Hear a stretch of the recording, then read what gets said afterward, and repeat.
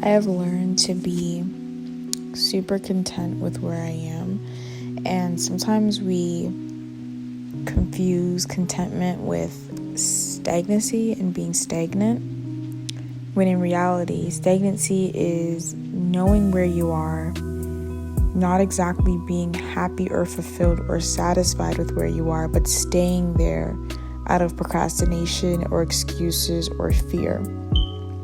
Whereas contentment is knowing where you are, being satisfied or happy or content with where you are, knowing there's a next level, but being happy in the present moment and dwelling in the present moment.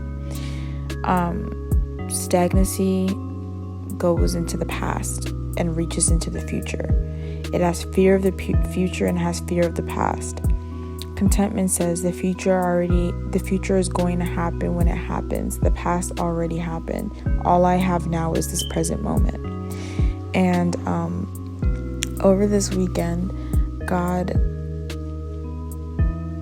He wanted me to be obedient in a way that was really uncomfortable to me, and it involved me doing something that years ago I would have never had the strength or even the courage to do, but I did it today, and it felt so refreshing. And I remember when I finished doing what He told me to do, I just thought to myself, like, a life of obedience is scary in the moment, but at least I know the outcome, and at least I'm happy knowing that I'm no longer placing myself in that box.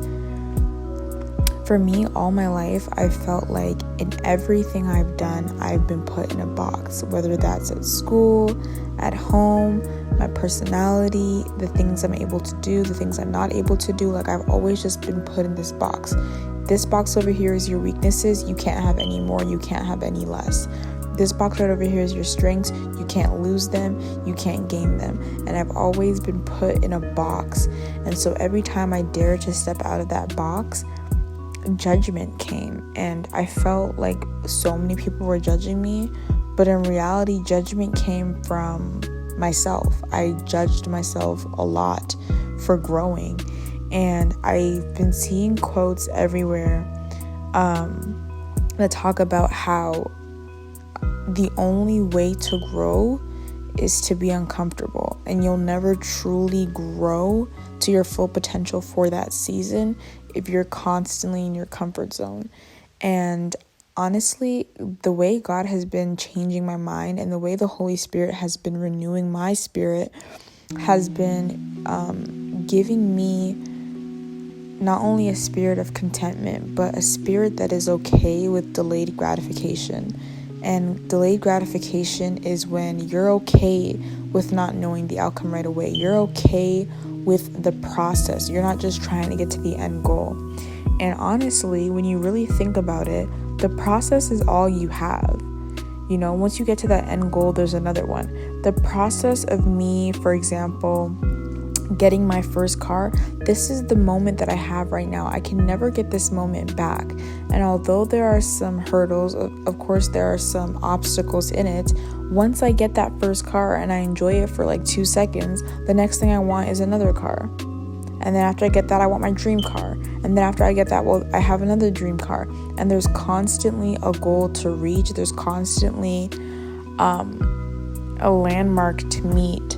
And it's just, we live in a society and we live in a world of never-ending hustle and never-ending go-getting and constantly working towards something, when in reality, all that we have is the process.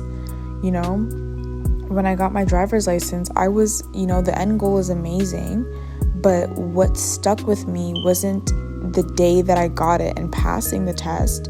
It was all that followed that led up to that day.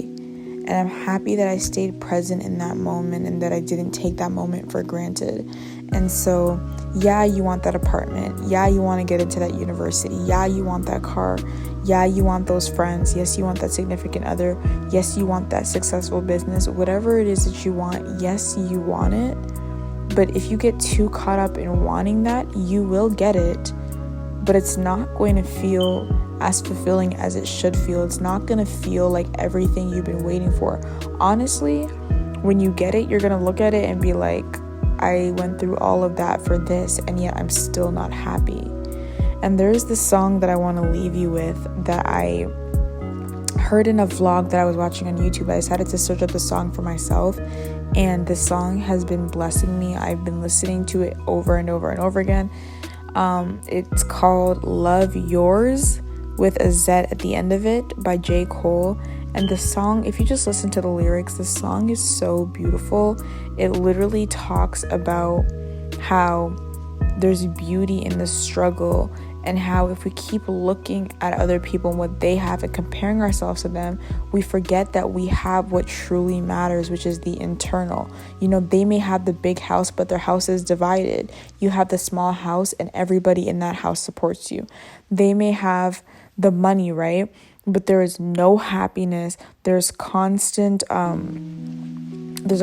void in them. And you may have $7 to your name, but yet you're grateful for the things you have.